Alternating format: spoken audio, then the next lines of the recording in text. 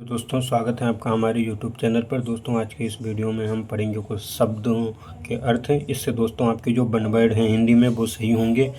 हमारे आज जो पढ़ेंगे वो पढ़ेंगे आसन्न शब्द से संबंधित एक शब्द हैं आसन्न मरणासन से या आसन्न मृत्यु, या हो सकता हो एग्जाम में आपको आसन्न से संबंधित कोई और नया शब्द दे दिया जाए। तो दोस्तों यहाँ पे आपका जो सेंस है उसको डेवलपमेंट करना हमारा उद्देश्य है। आसन्न का अर्थ होता है जुड़ा हुआ या लगा हुआ।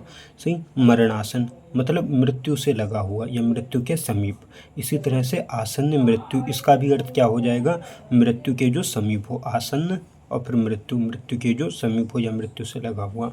अब दोस्तों आत्म शब्द देखते हैं। आत्म माने होता है स्वयं। आत्म वंचना, वंचना माने होता है धोखा देना। तो आत्म वंचना स्वयं को धोखा देना। आत्मघात स्वयं पर घात करना या स्वयं को कष्ट देना। सही। आत्मघात स्वयं पर प्रहार करना, ये हो जाएगा। आत्मत्याग, आत्मत्याग माने कुछ बलिदान करना या अपना कुछ त्याग करना, बलिदान करना। अब दोस्तों जो उपसर्ग हैं, उत्सर्ग, उत्सर्ग माने होता है बलिदान। तो प्राणोत्सर्ग, इसका अर्थ होगा प्राण का बलिदान। इसी तरह से एक शब्द है, तो दोस्तों जो आत्मो उत्सर्ग है इसका जो अर्थ होगा वो क्या होगा, खुद का बलिदान। अब दोस्तों एक शब्द है आंसू। आंसू माने होता है तुरंत। आशुतोष, जो तुरंत प्रसन्न हो जाए, उसे हम क्या कहेंगे, भगवान शंकर जी जो तुरंत क्या है, प्रसन्न हो जाते हैं। आशुग, आशुग का अर्थ होगा तुरंत आ जाने वाला। गा माने होता है गमन। ये क्या हो जाएगा दोस्तों, मन और तीर। सही।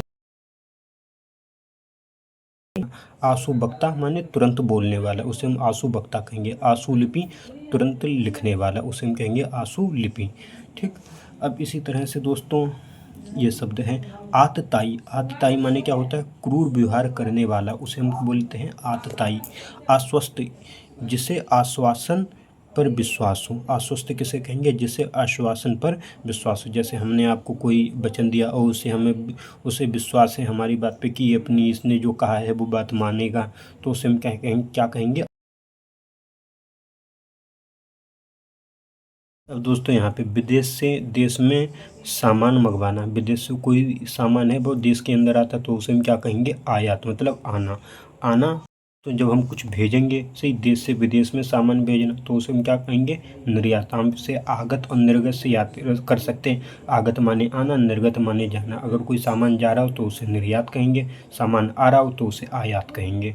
सही। जो अतिथि का सत्कार करता उसे हम कहेंगे आतिथ्य। आतिथ्य मेजबान, या जो अतिथि का सत्कार करता उसे आतिथ्य बोलेंगे, या उसे हम मेजबान भी बोल सकते हैं। अतिथि का सत्कार करने की भावना आतिथ्य, अतिथि का सत्कार करने की भावना आतिथ्य। दोस्तों आज की इस वीडियो में इतना ही, मिलते हैं आपसे अगली वीडियो में।